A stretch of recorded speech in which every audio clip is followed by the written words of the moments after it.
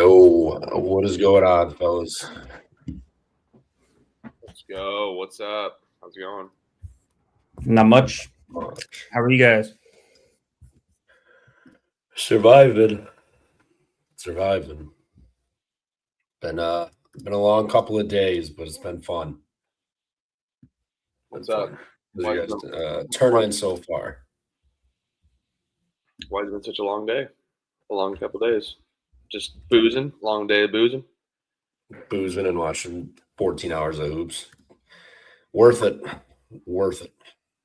Yeah, can be exhausting a little bit, but definitely worth it. As we said goodbye, but to the 12 hours of straight basketball. But still was a good day today. I mean, close to 12 hours, I guess, today. A little more spread out, but yeah, round of 32 or round of 64 goes pretty quick. Yeah. Always does. Elliot, good first round, or how's it been treating you so far? Yeah, no, good first round. Took Thursday and Friday off of work, so was definitely fun to just kind of sit back, kick back, had some people over, grilled out, made a bunch of steaks, chicken wings, hamburgers, all the things, and just kind of utilized my setup. The sole reason, not really the sole reason, but the primary reason that I was creating that setup was so that I could do what I did on Thursday and Friday of this week, was just watch, 4 straight March Madness games, flip over the different audio depending on what game was coming up, down the stretch. So enjoyed it. Goes by pretty quick though, for sure. Yeah, it goes by very, very quick. But with some good games all around. I mean, even Thursday, was absolutely great. Started off with a banger from TCU and Ohio State. Each first round opening game for each day was pretty crazy. TCU, Ohio State, but then got crazier with Kentucky, Santa Clara.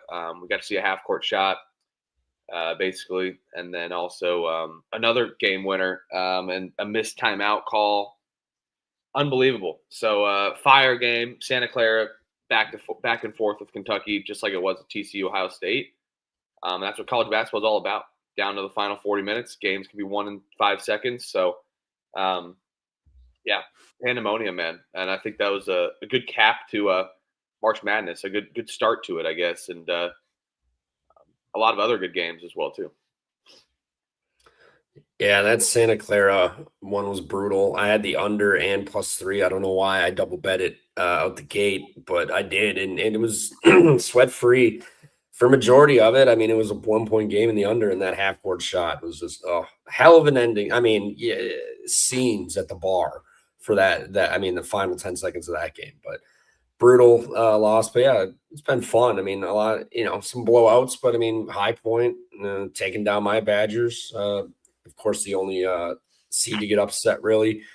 And then they almost did it again to Arkansas tonight. So Utah State are remaining Cinderella, but High Point gave it a good run. That was a hell of a game tonight. And it was between what was that? Martin and Acuff too. That was a great game. What, they each have 30 something? I mean, they went bananas. That was a fun game to watch. Sucks we don't get to see Rob Martin and company anymore, but shout out High Point. I mean, they had a lot of fans and everybody there. They did the damn thing and traveled and supported. So shout out High Point. But it's all in Utah State as the remaining Cinderella now.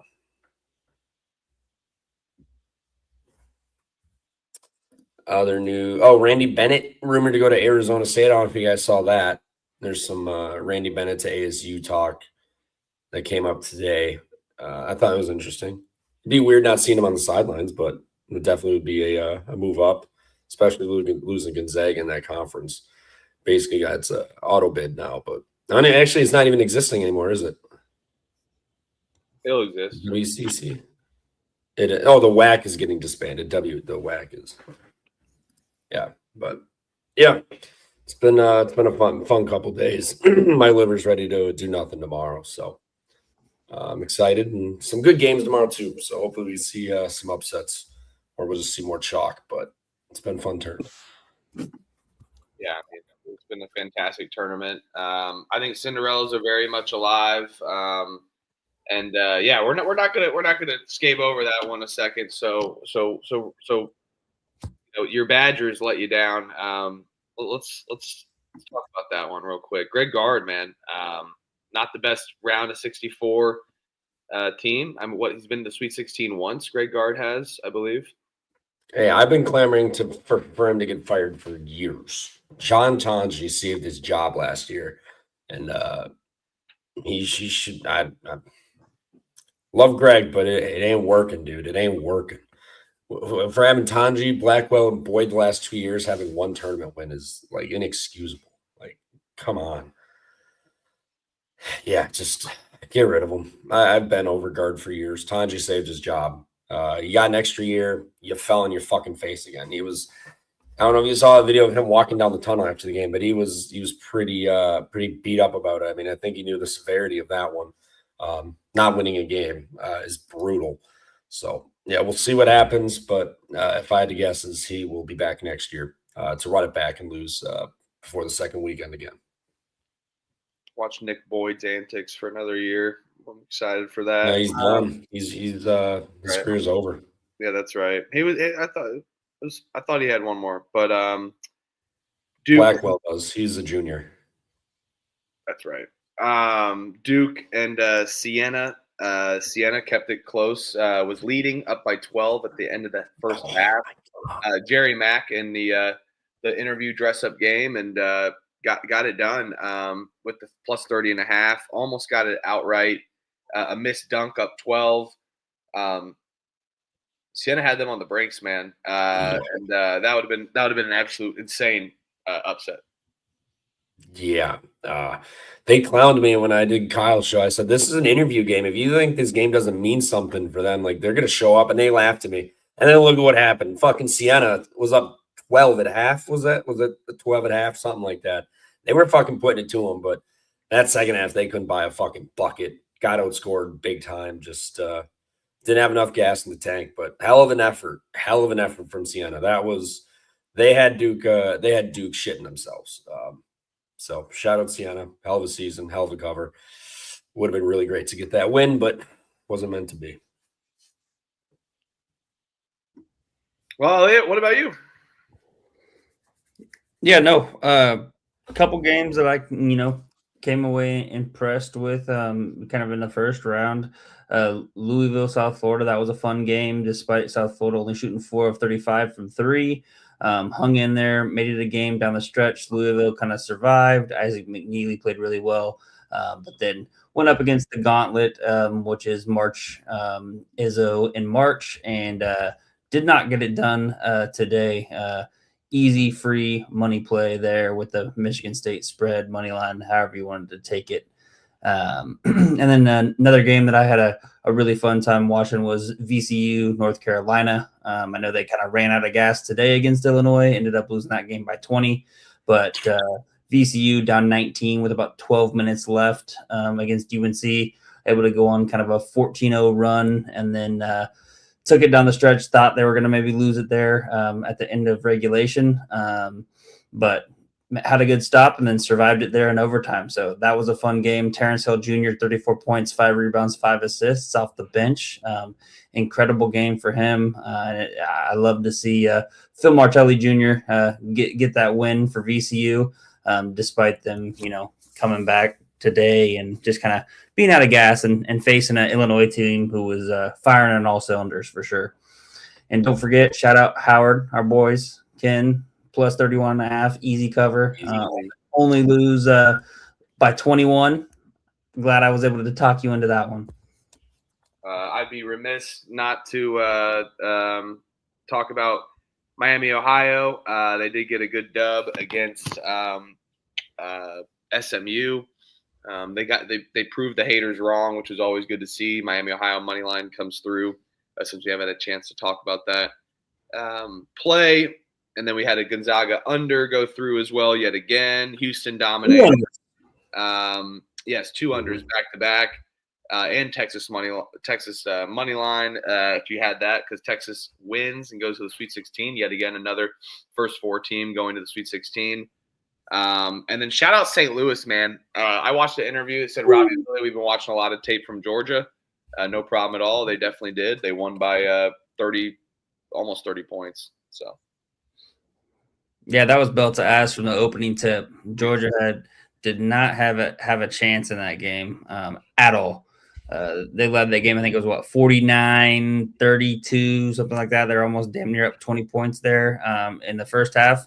Maybe you thought that Georgia would be a little competitive in the second half, but nope. Kind of same shit, different half. St. Louis, elite offense, passing, the way that they share the ball, running it through Avila, and then they faced up against another juggernaut today in Michigan and just kind of ran out of gas. Yeah.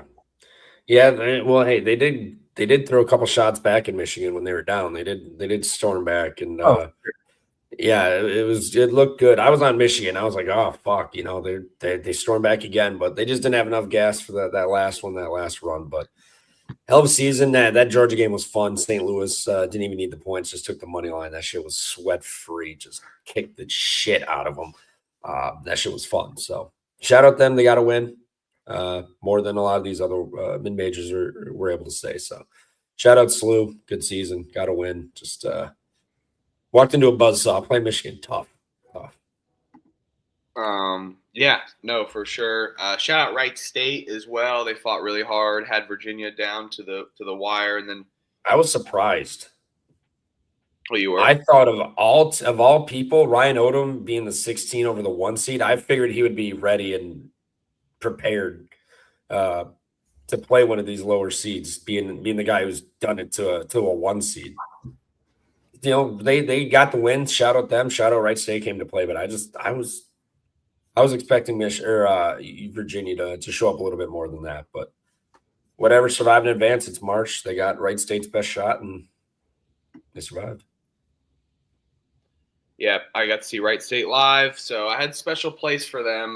Was tough to see them lose, but yeah, good fight. Had a first half, had a dominant performance there, and they just came out a little bit flat and couldn't stop Virginia. So late foul bullshit too, always is ridiculous. But another good season, and then another team like Hofstra. Hofstra was fighting with Alabama, and then game of attrition happened. They couldn't do anything. So what an up and down game that was. Hofstra for 40 minutes really struggled against Alabama. I did love Speedy Claxton's comments.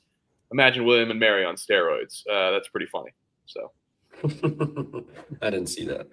Yeah, I had Hofstra first half money line. That was a tough one for me. Up 10. Brutal. Alabama kind of closed it, kind of took over there, and then used that kind of momentum there down in the last 4 minutes to kind of trampoline their efforts there in the second half and kind of pull away from them. Another one that was kind of unfortunate for me was that St. Mary's play against Texas A&M. Had no idea that Moraskis was going to be sick and not fucking playing. Well, he played 24 minutes, but was literally like 1 for 5, just stood there basically 4 points. But then Texas A&M got what they deserved and got an ass kicking today by them Houston Cougars. So shout out to Kelvin Sampson. Yep. Shout out Kelvin Sampson. Shout out Bucky McMillan getting the dub. First year coach and another first year coach with the dub. Jay Lucas as well too from Miami. Oh my God, they're in St. Louis. Oh no. Fucking who cares? Miami's way better. No problem at all for me with the Hurricanes there. So did love that. That was a good game. Kind of a slow, sluggish game. Kind of make you doze off maybe a little bit late at night. But that second half really turned it on, and so did Miami as well too. So great job for the Hurricanes and then a first year coach. So. Yeah, I mean, a little betting update, I guess. I was sitting on Thursday, 13-5 was his fire. And then after Friday, went 16-12. Yesterday, total 21-15. And then a losing day today, going 3-6. So 24-21 on the weekend with the picks that I gave out. I will be honest, I had some few quick hits. That was pretty sick. I was taking some both teams to score first minute. I was taking first attempts made, missed. So was having a little bit of fun. got the TV out on the back porch yesterday and today. Was loving life, and was just probably my neighbors think I'm a psycho because when that both teams score with Miami, Ohio, and Tennessee happened in the first minute, was going absolutely crazy. But those are fun, man. Go do the. I mean, bet responsibly, but go do some quick hits. They got like some extra bets that you can do, and first field goal attempt, make or miss, stuff like that. It's kind of fun. Go with the feeling. Always fun to get a little quick hit there versus waiting a full 40 minutes or 20 minutes for a basketball game. So I had a lot of fun there as well too. And the picks I gave out did decent. 24 and 21. We'll take it. That's green on the weekend. But if you tailed Thursday, it was a very, very, very good day. So. Yeah, I think I'm up to. I think today was a loser. Middle of the day really sucked, but yeah, it was a good couple days, and then forgot about a drunken parlay I put in. Woke up to that hitting, so that was fun. Yesterday was the day for those money line parlays. Oh, yeah, and any combination, you were good to go. So shout out to that. But yeah, I'm still up, so it's been a good tournament. Been fun, but hopefully finish it off nicely tomorrow. Speaking of a drunk money line, or not even a money line, but a drunk parlay that woke up this morning. I guess I just was not paying attention to that KU game, but I had KU alt spread minus 9.5. I was like, they're up 26, so I just stopped paying attention. So cost me a good $350, good chunk of change. So gives me even more of a reason to hate KU. So I already hated them. Now I hate them even more. But yeah, another game, on that Friday slate that was really fun. That Utah State Villanova game, that was a really fun back and forth battle. I caught Utah State live at plus 260. Hit that. They kind of took over at that 5-minute mark, went on a 14-1 run down the stretch to win that game by 10. MJ Collins came up with a couple clutch steals, even though he was terrible from the free throw line as an 86% free throw shooter. He made some big plays down the stretch. So did Falslev, as he always does, and Drake Allen as well. So that was a fun one. We'll see how the Aggies go up against the Wildcats tomorrow. And then another one that was pretty fun, a little bit closer than I thought. Iowa on the money line got it done for me. They kind of, played with their food a little bit down the stretch, and Clemson kind of hung tough. That was a pretty, if you like defense, physical type of a game, that was a fun one. And then I would be remiss to not shout out Terrace Reed Jr. stat line at 31 points, 27 rebounds in the night last night. Whew. I think at one point he had 27 rebounds and Furman had 23 as a team. Furman hung tough though. They were a big team, but down the stretch, UConn just more talented. They were able to pull away, win by 11, but Furman covered for sure. So that was a fun little hit too. Yeah, no, for sure. Utah State moneyline live, that was fun for sure. And then one of my bigger hits took Iowa winning margin to win by 3-6 at plus 650. May or may not put 2 units on that, so it was a fun one. I've been doing kind of a little testing out live, taking some winning margins with the live spread of the favorite with about 5 minutes to go, depending on what it was. Hit another one today with Michigan State Louisville to win by 7-9. I already had Michigan State minus 5.5. So I took Michigan State to win by 7-9, where that spread was with 4:30 to go.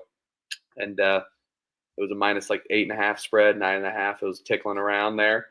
And we came through. It was a fun little sweat, and definitely came through for Michigan State and Louisville. They win by 8. So another plus, I think that was plus 350 on that one. So yeah, fun hits there. Kind of a different angle I've been taking a little bit with 4:30 to go, 5 to go, versus just taking a money line stab of trying to get or taking a live spread, try to get a little bit of extra sauce on that juice. Yeah, we all hopped on South Florida 100-1. It was 95-1 money line when they were down like 19, and that got a little interesting late. We were we were like, oh, I only put $10, but fucking win $1,000 at fucking 2 a.m. or afternoon or whatever. Would have been electric. It was a hell of a comeback, just not enough. But man, they covered. Shout out South Florida for the cover. But man, they were flirting with it. That would have been a great comeback. But yeah, shout out VCU too for that comeback too. And anyone, if you got money line on that, just good on you. Hell of a hit. Yeah, for sure. Yeah, that was a hell of a hit taking VCU. And then comebacks galore. South Florida at least covered, I guess. So but yeah, they definitely had Louisville on the brink. And to be honest, probably about 2 more minutes of basketball, South Florida wins that game. Yeah. And if they don't just shit the bed in the first half, they probably win that game as well too. Shoulda, coulda, woulda. If his ands, buds, candy were nuts, every day would be fucking Christmas. But tough for South Florida, because I think they would have found a way to get that done. That's just not how the cookie crumbled, especially with their bed shitting in the first half and not being able to stop Louisville either. Yeah, that was tough. Couldn't hit anything, and Louisville was on fire. But man, they cooled off, and holy shit, they almost did it. So just man, if they played half as bad as they did in the first half, they win that game comfortably. So tough, but hey, what you gonna do? Good effort, good comeback. Yep. And then fire ass game today. How could we not talk about that? Vanderbilt-Nebraska today. Just a back and forth battle. Tyler Tanner was absolutely dominant. No one could stop him. Price Sanford. Fred Hoiberg's kid played pretty good. Just all around, good team ball by Nebraska. Found ways to get open, and they found a way to get it done. It really looked like Vanderbilt was going to find a way. And then that game turned on a dime. Final 2 minutes, Vanderbilt couldn't really hit shots late, and Nebraska hit some clutch shots. But 2.2 seconds left, call timeout. They get it in. He chucks up a half-court shot, very similar to Gordon Hayward for my Final Four in Indianapolis against Butler. Same angle, same area of the court, and damn near even a closer chance to go in. I hit the back of the board, but it hit the back of the backboard tonight, and it was halfway down the cylinder. So unbelievable there. I thought we were going to see another half-court buzzer beater here. That time would be for the win. Vanderbilt winning by 75-74. Yeah, look at that thing. How does that not drop? I don't know. He had another one against Missouri earlier on this year too, at Missouri. Same half court, just like that, off the backboard. Yep. Rattled around, missed. So even closer, but or this one was even closer than that one. But twice he could have almost had a game-winning past half court in both these situations for the win. So tough. I thought I was in when I was watching it live. It was online, looked good. How did that not go down? I don't know. Crazy. Balls too inflated. I've seen that that ball inflation account. I've seen that guy, and you know what? He's on to something. Yeah, no, definitely is on to something there. And honestly, that ball counts in an arcade game. That's a classic. Like, just dump it in there a little bit, get some extra points. Yeah, that ball counts for an arcade game. I damn near think it almost is worth a point for how close that thing was to going in, because halfway down, in football, that crosses the line of playing. My gosh, I think we got to give Vanderbilt that win almost. That's a 2 point. Counts as for 2 points. We send it to overtime. I would have loved that. I think that's fair. 2/3 of the ball was through.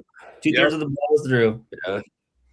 That's gonna be a new. What about the double dribble in the first half? They didn't call. Oh, terrible, dude. The announcer was absolutely pissed. I don't know which announcer it was, but because I had a multi-view going, but he was just like, oh my God, he got away with a double dribble or whatever. And hey, Grant Hill, why is Grant Hill doing Duke games? Get that shit out of here. Dude, I can't. Those refs were fucking atrocious in that Duke game. Get the fuck out of here. I know I'm a Big 12 homer, but holy shit, there were some of those calls egregious on the side of Duke. I'm just like, you've got to be absolutely kidding me. And then they freaking tee up Jamie Dixon for, the goaltend. I was like, are you fucking kidding me? How is that not a goaltend? That is a goaltend 100% of the time.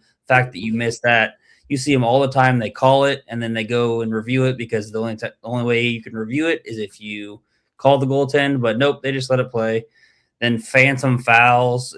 I was the refs, man. Whew. Xavier Edmonds. I mean, him falling down and they call a foul on him. Give me that. Oh, Yeah. give me a break. I was The technical TCU foul. was there. so terrible. The technical foul. TCU was hanging right there with Even him. against Siena, it was bullshit late. Even against Siena, some late phantom whistle. I thought that's what you were originally going to bring up, but then you said Big 12 homer. TCU, man, that game today, I was They got their ass kicked though a little bit too. brutal. I mean, They played with them for 30 minutes. 44-44 coming down the stretch, and then Duke went on a 13-period run, pushed it out a little bit, and then kind of TCU kind of gave up hope. But there was a period in that kind of the first part of the second half, or even in that first half, where TCU was kind of in the lead, and they kind of a couple whistles that were a little questionable to kind of help Duke kind of stay right there in the game. They're going to lose Trust next me, week. I know all about that. They're definitely going to lose next weekend for sure, in my opinion. I don't think they're final. I don't think they make a Final Four. But yeah, Caden Boozer, little Boozer, not the big Boozer. Not the big Boozer. Definitely was struggling against Siena, but little Boozer got it done for them. So sometimes little boozing can go a long way versus big boozing. It's got its moments. Trevor disagrees. He had like 38 Michelob Ultras yesterday. I don't even know how many buckets we drank. We just rotated buckets and started shaking for shots at 3 p.m. Oh yeah, dude. I have a story to share. So I come back from my my work event. I had an Uber scheduled at 5:30 Friday morning, and probably drank till like 2 a.m, mixing a lot of stuff. I mixed like every alcohol for the most part. It was pretty rough. Had the shakes, magically packed everything. But long story short, I'm just like this at the airport on the plane. I'm just like this. I make it home. I land in Indianapolis. We're on the tarmac. We're going to the gate, and I have to fucking puke. So I go to this guy. I go to this guy, and I go, "Sir, I'm going to get very, very sick." He goes, "I'm not getting up." I go, "Sir, I have to go to the bathroom. I'm going to get very sick." He goes, "They're not going to let you get up. They're not going to let you get up." I go, "Sir, I really have to puke. Can you please get up?" He goes, "I'm not getting up." I literally look him dead in the eye. I go, "Sir, I am going to puke on you." He gets down in the aisle, hands up, like I'm holding him fucking hostage. I get up, run to the bathroom. The flight attendant's like, "Hey, you can't do that." I'm like, "Sir, I have to throw up. I'm going to be very sick." He goes, "Okay, go." And then I hear him call the plane, like in the cross-check area. He's like, "Stop the plane. We have someone in the bathroom." So I get out or get in the bathroom. I puke my guts out. And then I hear the pilot, "We're in Indianapolis, but we are not going to have to be able to move this plane further till everybody is back in their seats." I was like, oh, my God. So I get my puke off.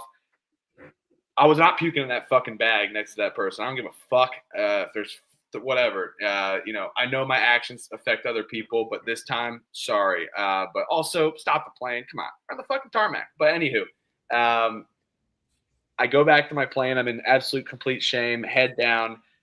We stop. We get to the gate. I get up. I hide out in the bathroom, puke more, and then I wait till everybody is off that fucking plane, and I get out in complete shame. So, but hey, got right back on the wagon yesterday. Ate some food. It was a rough morning. I'll be honest. Been a rough couple mornings. Been struggling, absolutely struggling.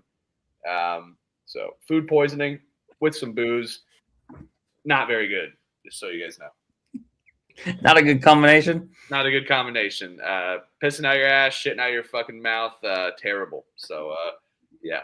But I had to share that story because I was just like, "Sir, I am going to puke on you." I was like, what? I don't know why I said that, but I was like, "Dude, like, fucking get up, man. Fuck you.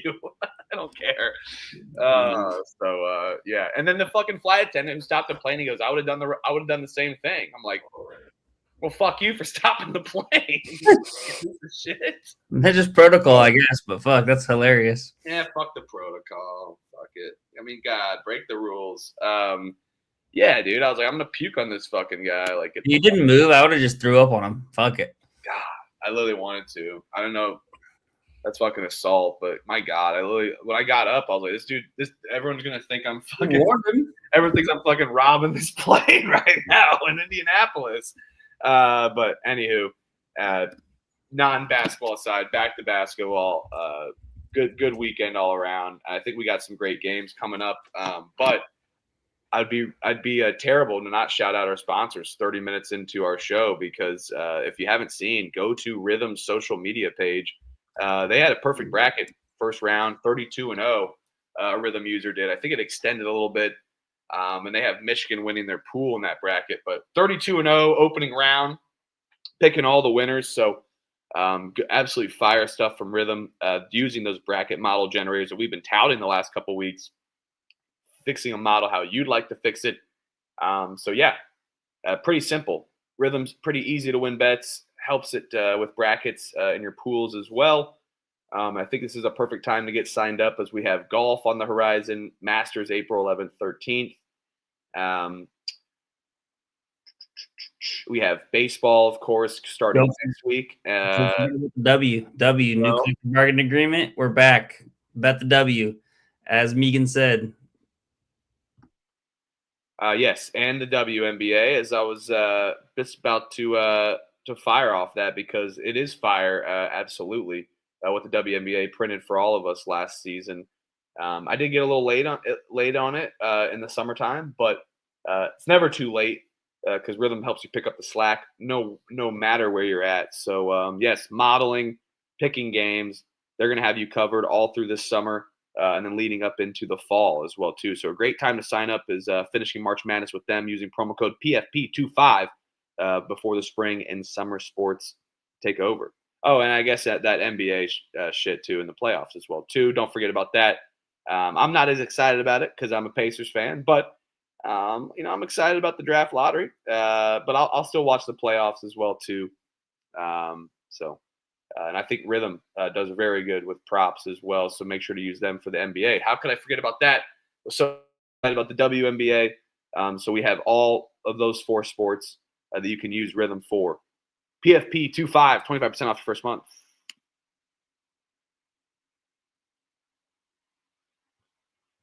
All right.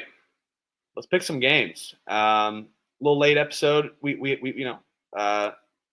I said Wednesday I was not going to be on. Thursday, shit the bed. Friday, shit the bed. But hey, we're here.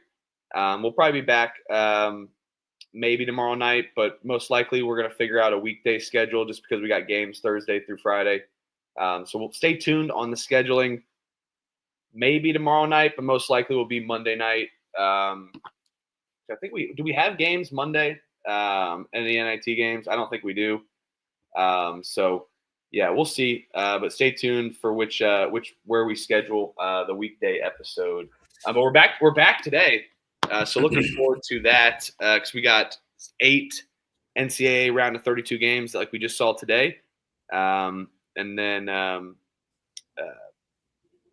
NIT as well, too. 2 NIT games also as well. A little more NIT, tomorrow. 5 NIT games as well. I think there's 6. Yeah. I think there's. Yeah, I think they only played 2 NIT games today.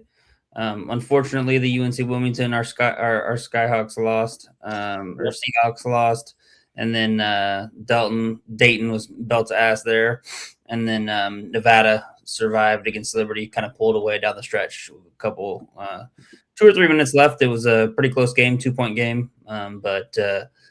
They pulled away, foul game late.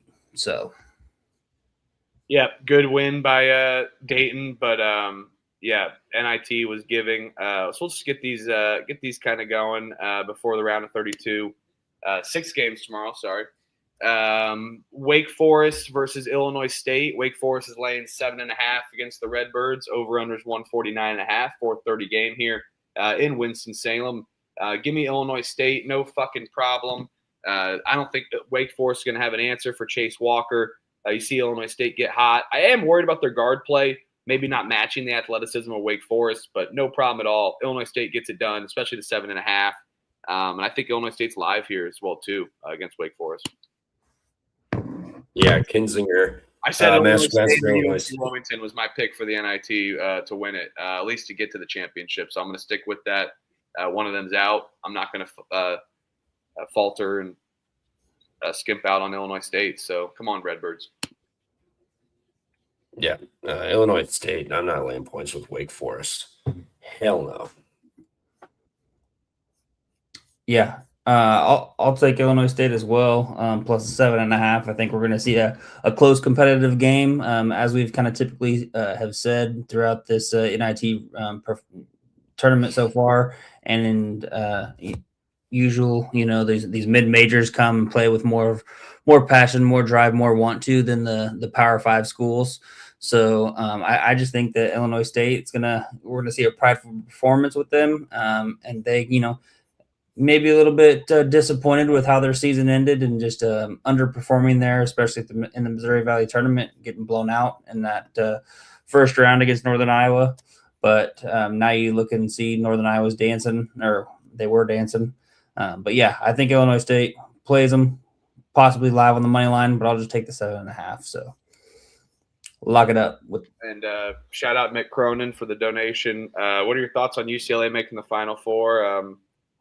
That'd be great. But I'm going to be rooting for Michigan State in that bracket for sure.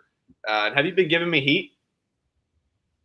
It's ridiculous. Everybody, needs to get a life, bro. Get a life. Come on, man. Get a life, bro. We're not coaching Little League, man. Everyone doesn't get an at-bat.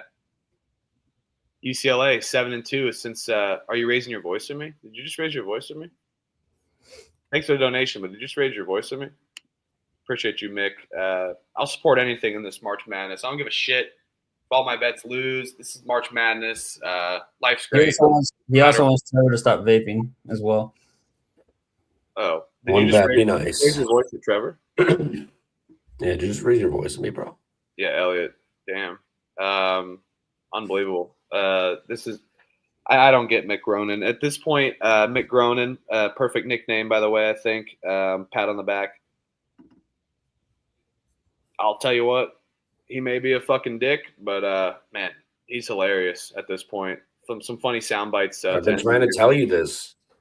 No. I'm trying to tell you this for a while. You're still like goo goo gaga over him. It's kind of weird, to be honest. But he's just a funny guy. No, you're like, I actually really like him. Like, no, I still don't like him, but I can laugh at people I don't like, of course. I'm not necessarily the biggest Mick Cronin fan. I just think he's a funny dude. He's 5'4" and just pissed off, bald man all the time. He's hilarious. What's that guy in the bagel shop, bro? Dude, he's 5'3". What is he? The bagel shop. From New York. Do you remember that? The dude. In the I remember the video. I don't remember the dude's name. What they called him. I don't know the name, but that video was hilarious.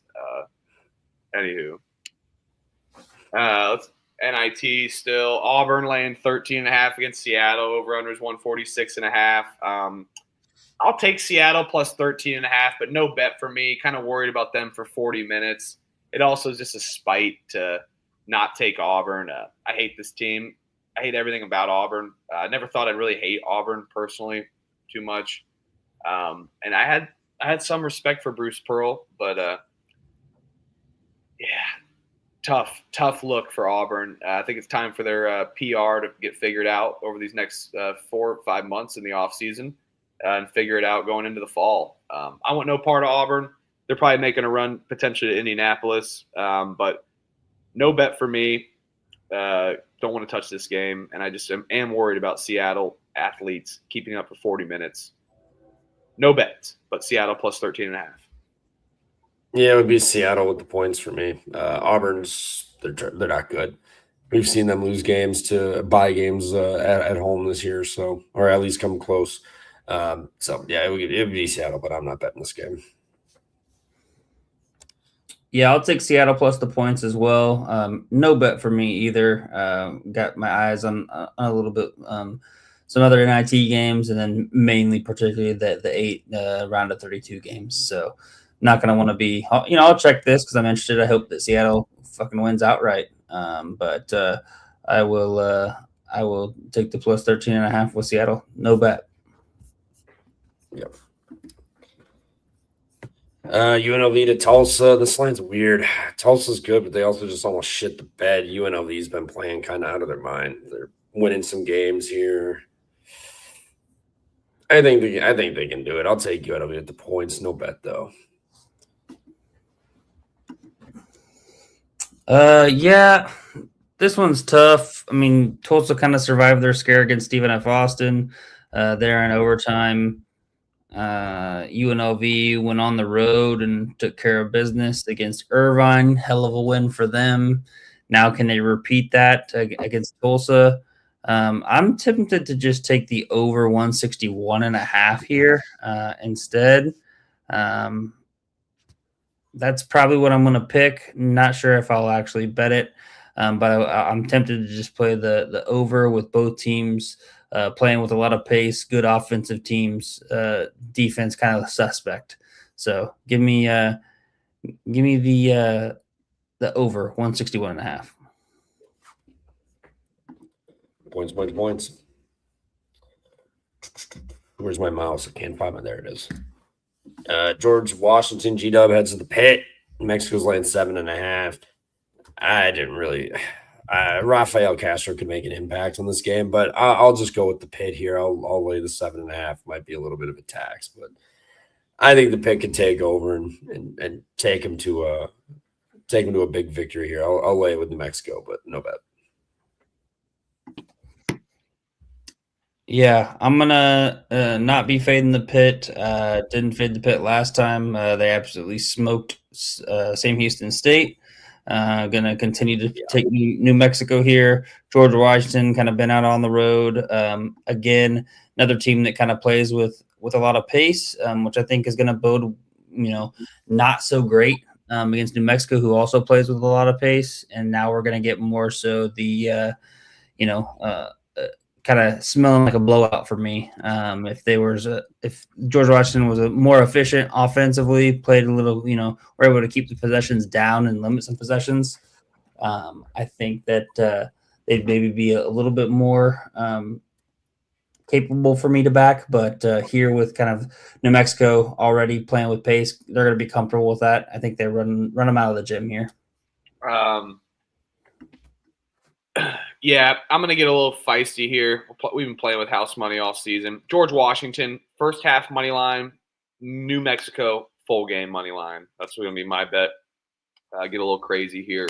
Going back to last game, I'll lay it with Tulsa. I think they find a way to get it done. Going to be a close game overall. So I don't love laying points with Tulsa. I think home crowd gets it done. UNLV's been looking good. They've won us some money as of late, as we've been betting them, but a full game with Tulsa. They've been running how they've been running already on offense. I think the Hurricanes find a way to get it done. Golden Hurricanes, sorry. Oklahoma State laying 3.5 against Wichita State. Over/unders 164.5. Elliot, Mr. Kansas, which with Wichita State, kind of like your secondary team. You taking the pokes here, or you going Wichita State? I know you love betting Oklahoma State. I think we all love betting Oklahoma State this year, just for some random reason. We like Steve Lutz's offense. Do you trust them fully against this Wichita State team, or are you going with your Shakas? I do not. I'm going to take Wichita State plus the 3.5. However, I'm not going to be betting this game right now just because I'm not quite sure. Me and Hasty, we're kind of digging a little bit into to see if any of those guys that got suspended, are they going to be back or are they going to still be suspended? Not quite sure. Anthony Roy, Victorious Miller, and Isaiah Coleman, all three people who played, over 30 games this year, averaged like combined 37 points per game.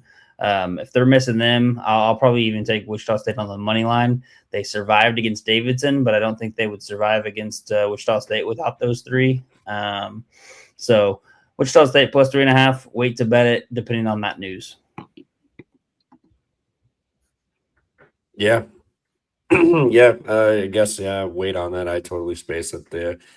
They did get suspended, weren't playing right before tip-off, he found out. So, that's big information. But I think Wichita can get them. I mean, even with those guys back, they don't play defensive they don't hit shots. They're really bad. But Oklahoma State is a good team. They could show up here and do this, but Iowa was dead empty that last game. There was nobody there. I don't know how up it gets for this one either. I think Wichita is a good team.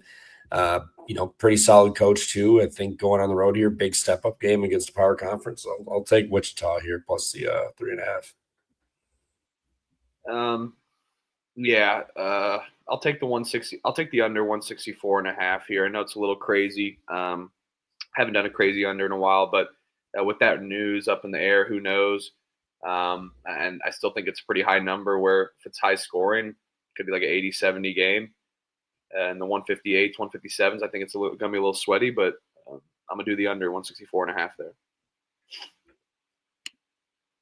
All right. California laying 5.5 against St. Joe's. Over under is 149.5. I will be taking St. John's. I'll be taking St. Joe. I will be taking St. John's tomorrow. Spoiler alert. St. Joe's plus 5.5 against Cal. I do respect Cal that this season. I've loved them with Mark Madsen. Done a good job. But St. Joe's hotter than ever. We got them right on their last game, catching points. I think the books hate St. Joe's, and they shouldn't. Give me St. Joe's plus 5.5. Tough physical game, winning down low. Yeah, St. Joe's 5.5 at money line. Cal won that last game. They could light them up from three. They did. They're not going to do that versus St. Joe's. St. Joe's is elite at defending the 3-point line. They've got great guard play. They've really turned it on since February 18th. They've lost one game. It was VCU in the conference tournament. So other than that, they've been playing damn good. Cal, I know that they just blasted somebody by like 15 points, but they had the ability to light them up from three, and they did. St. Joe's isn't going to give you that ability. They're playing really, really well. They just went on the road to Colorado State, won an elevation. They don't go to elevation. That was completely out of their element. They showed up and they got it done, and they defended a Colorado State team really well from three. They're going to step up and do it again. Give me St. Joe's plus the 5.5 on money line. Yeah, I'm going to be on St. Joe's as well, plus the 5.5. I think that, like you said, really good defensive team will be able to kind of cause Cal to struggle a little bit offensively. And, I do think that the books, aren't really in favor of the St. Joe's, and it's been kind of indicative with these numbers that they've been laying. But you look down the stretch, they finished out the regular season with 6 straight wins, then beat Davidson in commanding fashion, and then lost to VCU, which obviously you saw what VCU did, upset North Carolina, and then fell short today against Illinois, but was still competitive and respectable. So now they're facing a lower tier ACC team. I'll take St. Joe's plus the 5.5. All right, let's go. Like the St. Joe's there. All right, moving into the good stuff here, the extra good stuff. Round of 32, kicking off early tomorrow, 12:15 standalone game. Always a weird kind of schedule. Round of 32. Bullshit fucking schedule. Get that fucking shit out of here. Why is the NCAA terrible? I don't mind it. At scheduling. You don't mind it? Fucking terrible.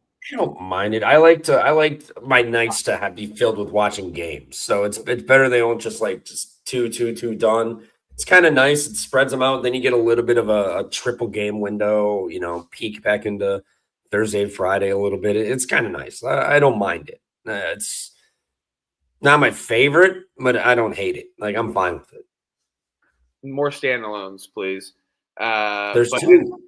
Anywho, there was 2. I know it's not many.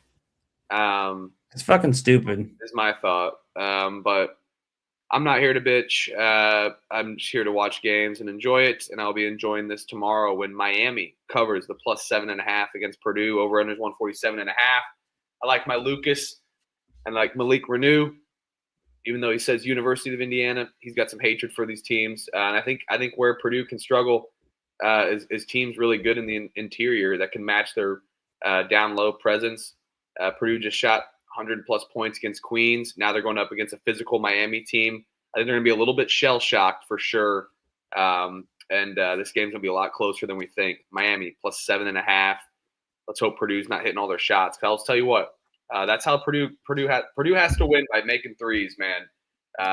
That's how they have to win. Hopefully Miami can defend that and can also win the board game down low against Purdue's big men. Yeah, I think Purdue, struggled a little bit. Good point. They did score 100, so I generally don't, especially in college, don't like to back a team to do a great offense like that 2 times in a row. That's tough to do. But Miami's got great athletes. Jai Lucas has really turned this program around. They're playing damn good ball. They have great guards. They got bigs down low. Like he said, Renew's playing really fine. 7.5 feels like a lot. I know Purdue's starting to steamroll teams, but they just played really, really great the other night. Shot lights out. I think it kind of comes back to earth a little bit. I think it's a close game. I like Miami at the 7.5. I like Miami money line too. A little sprinkle on that too. I could see Purdue dropping this game, but yeah, hopefully they don't hit all the threes because that's where Miami is a little susceptible. So if Purdue's shooting 42%, 45% from three tomorrow, it's gonna be a long day. So let's go Miami, play some defense, and hopefully these rims go our way. Betting against Purdue tomorrow. Yeah, I'm gonna take Miami plus the 7.5. I think Purdue wins this game, but Miami covers. I think we see a closer, competitive game here, kind of start to finish, rather than today's game that started out with that TCU Duke game was pretty close for 25 minutes of the game, maybe a little bit more, but then kind of Duke pulled away. I don't see Purdue pulling away with the amount of athletes and talents they have, or that Miami has with True Washington, Trey Donaldson, Malik Renew. So yeah, I think they keep it close. I'll take them plus the 7.5. And Kyle, I do tend to lean towards your over 147.5. Is an earlier tip. Start there. Miami does struggle from the free throw line. So I'd rather just take Miami plus the 7.5, and we see kind of a close, tight, competitive game. But Purdue, like Huff said, if they're hitting their threes, watch out. But I think Miami has the offensive firepower that even if Purdue's hitting their threes, they can still hang within this number. Yeah, I don't hate the over, but I like Miami 7.5 better personally. Yeah, me too. But I'll probably get in on some live shit, maybe a Miami race to 10 or some shit. I'll be hitting some quick hits. I love quick hits. I'm addicted to the quick hits for sure. Iowa State laying 4.5 against Kentucky. Over/under is 146.5. 2 angles. Jefferson, rough injury. Last game against Tennessee State, obviously he stayed out after their ass kicking. Does losing him and how they played already their injury bump game? I mean, technically not a full game, but they were dominant. And then now you have the fade the buzzer beater angle here as well too. I picked Iowa State to win it all in all my brackets. I only had 2 brackets. One of them was absolute dust of a bracket, dude. I'm talking. I picked a lot of upsets. No. But anywho, I had Iowa State to win it all. Kept the same Final Four in all my brackets, although it took a lot of round of 32 upsets in another bracket. But Iowa State, I'm confident in no matter what, even with the injuries. And I'm going to fade the buzzer beater angle with Kentucky. Give me Iowa State minus 4.5 against these Wildcats. It's going to be an absolute fire-ass game tomorrow. It's going to be sweaty, I think. But Iowa State gets it done. I don't think Kentucky's going to have an answer from Momcilovic tomorrow. Yeah, I already laid it with Iowa State 4.5. Kentucky just played the game of their life and needed some miracle shit to go down for them to even be in that position and win that game. It's fine. That's March. Sometimes that shit happens, and they were on the right end of it. But turn around now, you got to play Iowa State. I think this is the injury bump game. I mean, Jefferson went out. I mean, obviously it didn't look good, but they didn't know what the news was till after the game, more than likely, or halftime. So I think this is the injury bump game. They get up. Kentucky, yeah, cool. They got a big, but I don't think this team's really that good. They were incredibly lucky against Santa Clara. I think that luck runs out tomorrow. I think Iowa State still bullies them. even without Josh Jefferson down low. So give me Iowa State. This is just going to be a classic clone domination. Give me Iowa State to win this game by double digits. Yeah, disappointed to see that injury for Jefferson. Hopefully, given if they can get past this one, the full week off, or I guess 4 days off, would maybe give them a chance to either play maybe not Friday, but possibly the next Sunday. Kind of see how that pans out. But I'll be on Iowa State here. I mean, I just think you're going to see a tough defensive-minded team, pressure, be able to out-physical Kentucky. You've got your veteran guard play with Taman Lipsey. He's going to be able to kind of Yes. control the game. I always love senior guards, especially as it gets farther into the tournament play. And then I think that they've got some length, and they've got some physicality and some size that can really make it difficult for OA to really score. I think they're going to have to rely on, Aberdeen and Colin Chandler to kind of have some good games for them to be kind of successful. And I just don't see that happening. So I think Iowa State rolls here. It's kind of interesting with both fan bases, two passionate fan bases. I'm curious to see how this is going to, what the Enterprise Center is going to look like tomorrow. There's definitely going to be a lot of Big Blue Nation there, but a lot of Iowa State Cyclone fans, the crazies, they'll be there as well. And then you got Purdue as well, because both of these first two games, standalone games, these are both in St. Louis. So, but yeah, I'll be on Iowa State. Lay it with about 4.5. I think they run away with it. Yeah, going to be a fire game, and it's a good point about all the games for sure. Miami going to be nobody there compared to these three games ratio wise as well too. Spoiler alert! I already gave this game out about 15 minutes ago. St. John's laying 3.5 against Kansas. Over under 144.5. I will lay it with St. John's. Looked really good. And physicality is a tough thing. And Patino in March is an angle here. I shared it already. That adversity thing in the locker room. I've listened to that. I listen to that every day since it's came out. Just so you guys know, I've listened to it at least once. Fire. If that doesn't motivate you, I don't know what does. And that, I love a good coach that can call out people on their ass, especially their own team. I just don't know how that doesn't fire you up. St. John's is going to expose Kansas for being a lazy team. I think we finally put this DP situation to bed in college basketball and can see him shine in the NBA. Give me St. John's -3.5, physical team. I think they care more. And I think this is going to be a master class of coaching, but give me Patino all day over Bill Self when it comes to the schematics of things. Hopefully St. John's guys can have them ready to go. They didn't look the best at shooting early, but they still look great. So, and Kansas, they played with their food a little bit. I think we could see that. I just personally think this team, I hate to give the cap of, I think they just want it more. That's not a cap I never do, but I do think this St. John's team wants it more. Give me the Red Storm. Probably do a win margin live too, for sure. I love those two. I haven't bet this game. At the 3.5, I kind of like Kansas. I mean, they got great defense too. I mean, Melvin Council, Flore down low. I mean, he can bang with Zuby.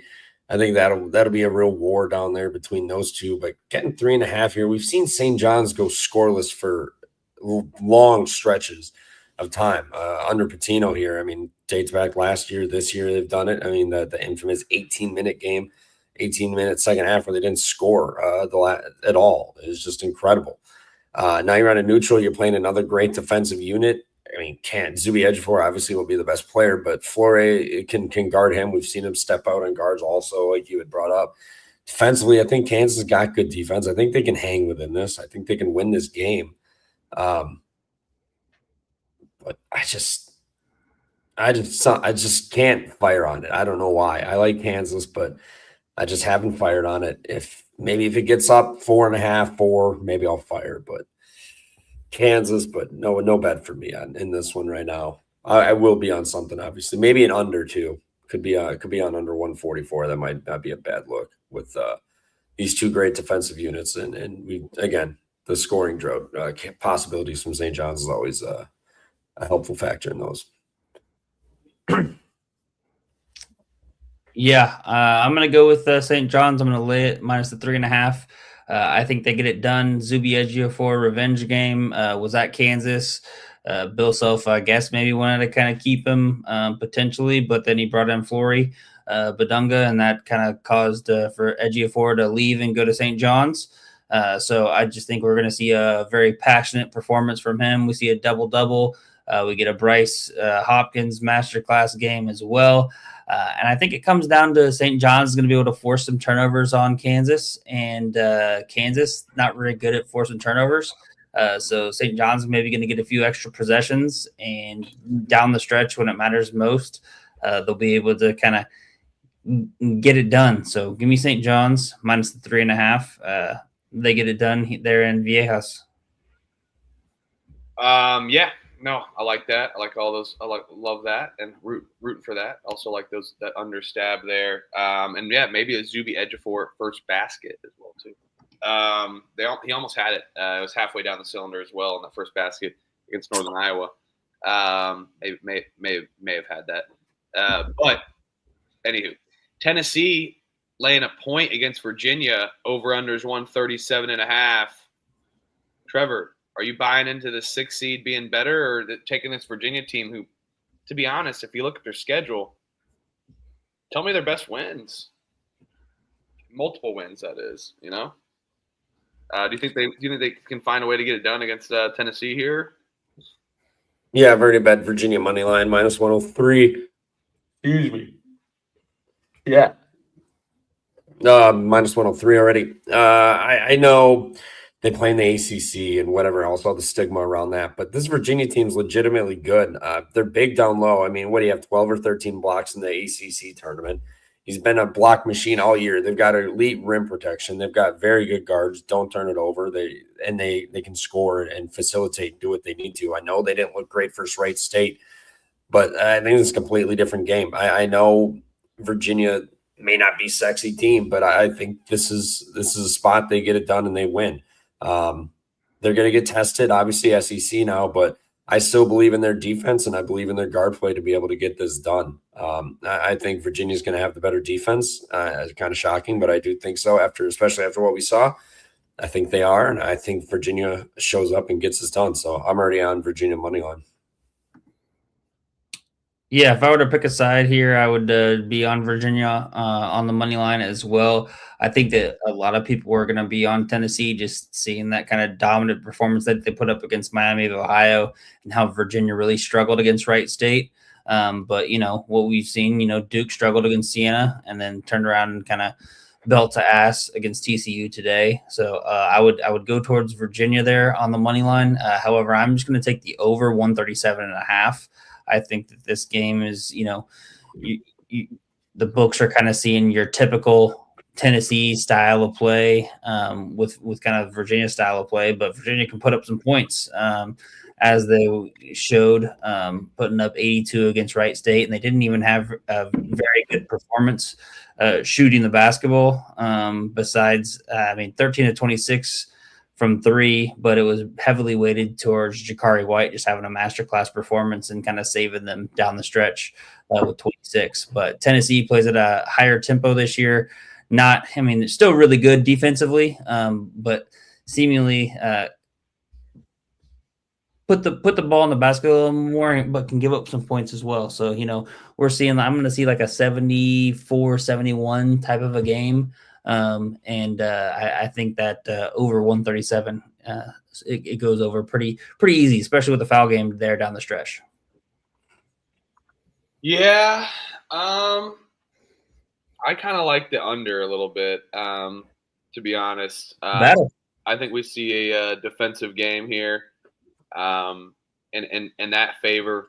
I do agree on the Virginia side, as much as I really like Tennessee. But another angle, Rick Barnes in March. And I don't know if this roster is up to snuff with some of these other teams. But I am worried about Virginia. They've kind of came out flat against teams, especially other good teams that they've played. But I think it's a great point about how bad they looked against Wright State. Still scored 82 points. So, but I think this is going to be a tough battle. So I'm going to go the under 137.5, and I do like Virginia plus 1.5. My dog just came down the stairs, so I had to just let him out while this slide changed. So automatic bet here, Virginia. At least it's not like a fucking 30.5 Prairie View A&M or some bullshit. So yeah, thank God. I like the Virginia play. So thanks, Franklin. Let's get it done for Ryan Odom, and I will be taking that under as well too. Florida laying 10.5 against Iowa. Over-under is 145.5. Two different styles here. Iowa hit that winning margin bet. That was a fun one yesterday. It's so easy to just take Florida, man, right? I personally think it is. I'm going to lay it with Florida. I think Iowa could maybe hang tough for 1/2. Ben McCollum gets them schematics up and just tries to run it. But I don't think they're going to have an answer. This Florida team will. Or I don't think Iowa will have an answer for this Florida team. Yes, they just put up 114 against Prairie View A&M. They could come out flat offensively, but they don't really have to run and gun against this Iowa team who's going to try to limit possessions. So Florida's going to have to find a way to be very efficient versus the quantity of shots and getting out in transition. So, and I just don't think, even with Iowa's defense and kind of how their style of play is, it's just a bad matchup for this Florida team. I'll lay it with the Gators. Yep, laid it already. Also, I just don't. Iowa State. Iowa's got nobody inside. That's gonna bang with Florida's bigs all down low. I mean, Condon, Chinyalu, and however you want to call it. Iowa doesn't have the bigs to contend with that. I know Bennett Search is really good, but Xavier Lee's just fine. I know he's been a little up and down, but I think he'll be just fine tomorrow. But I think this game honestly doesn't come down to the guard play. I think it's just the bigs down low. Iowa not getting second chance rebounds, Florida getting all the rebounds and getting everything put back at the rim. I think it's a tough matchup for Iowa. I think this game goes under. I think Florida wins handily. And I think Iowa just struggles because they can't hit shots and you know, they're not going to get rebounds on this Florida squad. So laid it with Florida also. Yeah, I'm right there with you guys. I'm going to lay it here. We've seen a lot of the, laying it with the favorites here in the second round is somewhat profitable. Take the dogs first round and the points, and then lay the numbers there in the second round. I just think, like you said, Trev, Florida's going to be able to rotate a bunch of bigs, wear them down, and like Huff said, I think maybe they stay in the game here, kind of in the first half with some shot making with Sturts. But I just think that Florida's going to be able to get it done and get it done by this number.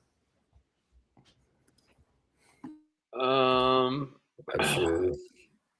Arizona laying 11.5 against Utah State. Over under is 154.5 here. Arizona, man, they've been dominant as well. I don't know how you can, really defend this Arizona team. And I think another bad matchup yet again for Utah State, especially on the rebounding situation. But Utah State, I think they can hang in here, hit some threes, and they can be able to run out, get out in the transition, and try to run and gun with this Arizona team. I am worried about a full 40 minutes for sure. But something about this feels like a backdoor scenario versus just getting their break speed off. And I think Utah State, Calhoun, good coach, and there's some good hoopers. And I think their three balls are going to find a way to get this done. Analytics are going to matter here, especially on the 11.5. I'll take Utah State plus the points here. Yeah, I like Arizona. I'm probably going to lay it. I mean, Utah State was just marched to the line against Villanova, and they hit, all those shots. They were on fire in that second half.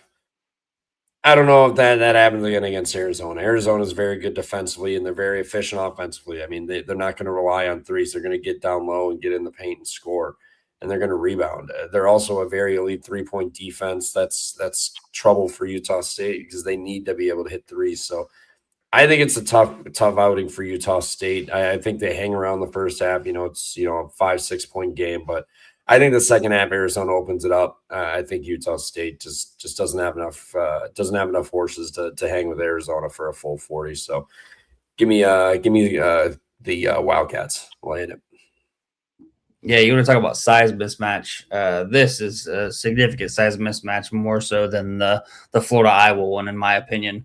I just think Arizona masterclass. I think they're paving their path. If they show up and they take care of business, they should cover this number. So I'm going to lay it with Arizona minus the 11.5. Connecticut laying 4.5 against UCLA. Over/under is 136.5 here. Trevor, you going to take your favorite coach, Mick Cronin, here? No, I like UConn. I don't know. This line's short, but I still think they're the better team. UCLA, I mean, they've survived UCF, but Donovan Dent will be the best player on the floor in this one, and it's going to be a big factor in this game coming down the stretch. But I just think UConn's going to be too much for UCLA. Yes, they might have Bilodeau back, who knows? But with or without, I still think UConn's the better team here. They're March tested. I mean, they were here last year, early in March. They know what they have to do, and I think they got the better roster. And if Bilodeau does come back, he's already hurt. Dent is going to be a huge factor, but I don't know if he can do everything he's going to need to do in order to beat UConn and hang in there for a full 40. So I like UConn minus the 4.5. I think they win this game by 7 or 8. I'm going to go with Mick Cronin here. I feel like this line's a little bit short, and take UCLA plus the points. UConn, man, they're a solid team, but I also lean the under here as well. So I think I will dive into that. I think we see tough game, drag out game. I think we see a 70-60 style game, in my opinion, looking at the cap. We have a decent slower pace of a game with these two teams. UConn and UCLA, one of their slowest in their conference and in the country tempo-wise as well. And UCLA does a good job at defending and making possessions last a little bit longer. And the Connecticut, really good down low and defends the three well. That's where UCLA kind of thrives. And I don't see many turnovers from both of these teams. UCLA's got a slight turnover advantage. And I think we see a good amount of possessions with a long possession length. So I like UCLA plus 4.5 in the under here. Yeah, I'm going to take the 2 4.5. So Iowa State and UConn. I'm going to parlay them, money line parlay. I think UConn can survive here, so I'm just going to take UConn on the money line, parlayed with Iowa State on the money line, little 2-team money line parlay piece, and I'm still going to lay it the minus 4.5 with Iowa State. Gives me a little bit more ability to kind of be on them a little bit more, because I do think that they are going to get it done tomorrow against Kentucky. So we will money line parlay, get rid of the points here. All right. Final game of the night. Texas Tech laying a point against Alabama. Over/under is 165.5 here. Tough one here for me. Been kind of going back and forth on this one. Don't have a great feel. I'm curious. Any of you guys got a bet in this one already? I do not. Not yet. I'm seeing where this will flip, but I like Texas Tech. I know they don't have Top in there and whatnot, but I mean, Anderson's back, Watts is back. Watts was fouled out the other day. It didn't matter. They got it done over Akron, but Texas Tech just saw a team that's like that. And Alabama, we've seen what happens when they don't hit their shots. I mean, they were down 10 to Hofstra real quick because they couldn't hit anything. And then when they do, they can jump on you like a spider monkey and come right back. But I don't think that happens against Texas Tech tomorrow. I think everybody's going to love the points with Alabama. Tomorrow, they have a better offense. JT Toppin's hurt. He's too big of a loss. Great Grant McCasland and this team, they had those 3 big wins right after also. I couldn't tell you who they beat Cincinnati when they were hot. Then they had Iowa State and they beat Arizona also. 3 of the 4 there after that injury, and then they've kind of flopped down the stretch here. But I think they're the better team. I think their defense is going to show up. They still have great players. I know Toppin is hurt, but I still just don't like this Alabama team. We've seen what happens when they go cold, and going cold against Texas Tech for multiple stretches of time is not going to be good for Bama. So I like Texas Tech money line. I'm just going to fingers crossed it goes over to Bama being favored. E-money? I'm going to take the under 165.5. I think that what Ken said in the chat, Tech can't win a shootout with Bama, I think is completely accurate. And I think that Grant McCasland's going to know exactly that. So he's going to definitely slow the pace down here. They're still going to be able to score, but I just think it's going to be played at a much slower tempo. And, Texas Tech's defense is no slouch, even without JT Toppin. So I think they'll be able to kind of keep it physical against Alabama. They're, tough and battle tested there in the Big 12. I think we see, a game that's first to 80 wins, but maybe like a 82, 78 type of a game down the stretch. Kind of gets that under 165.5. Yeah, I'm going to go Alabama here. I think they get it done just based off the cap alone. And I think that's a great point in the chat by my guy Ken over there. And a shoot-off would definitely struggle. And I like Texas Tech's team total under 83.5. Yes, it's a little scary, and I think you're a little scared of the under, but another great point there. So I will do the team total under for Texas Tech. TTU gets a TTU 83.5. So, yeah, that was our show, everyone. Round of 32, NIT tomorrow. A lot of games for college basketball. Enjoy it on a Sunday. What? Whoever was clicking, we just kept clicking at the same time and kept going to different ones. Oh shit. But anywho, yeah. So fire ass weekend. It's over. So round of 64, just like that. Such a special day. Those Thursday, Fridays. But we'll have it next year, and I think the Pump Fake Pod will be in Vegas this next year. It will work out. Unfortunately, it didn't work out this year, but we will be there.